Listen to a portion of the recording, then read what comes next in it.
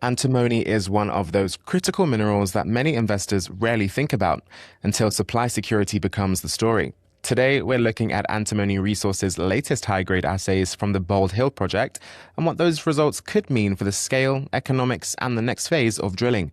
I'm joined today by James Atkinson, CEO of Antimony Resources. James, welcome to the watch list. Well, thank you for having us. It's a pleasure to have you with us. But tell us, James, your latest assay results demonstrate high-grade antimony mineralization at Bald Hill. Can you walk us through the key highlights and what these results mean for the project's overall scale and economic potential?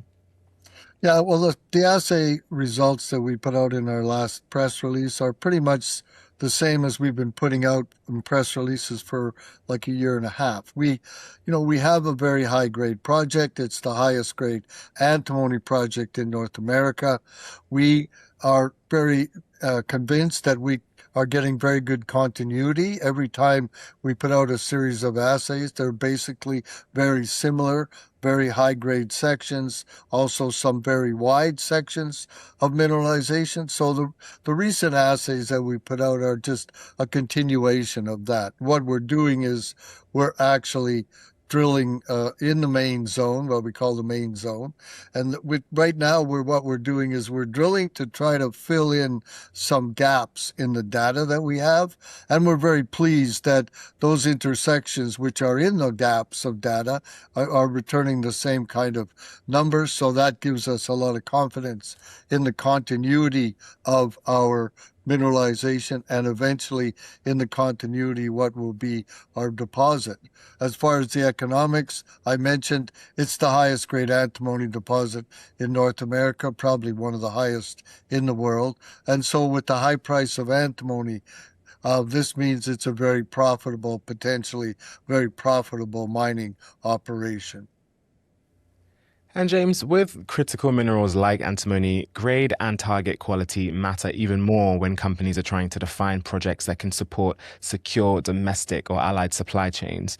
With multiple high-grade targets now identified, how are you prioritizing drilling and allocating capital to maximize shareholder value?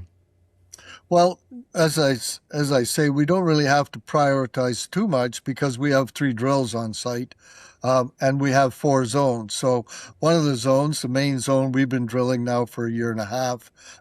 The other 3 zones are newly discovered, newly identified zones of mineralization, one of which we've actually done some drilling on. All 3 of them have been trenched, and we know that there's antimony mineralization in the form of the mineral stibnite. There's antimony mineralization at surface in all 3 of those other areas, and we'll be using our drilling coming up to actually explore some of those.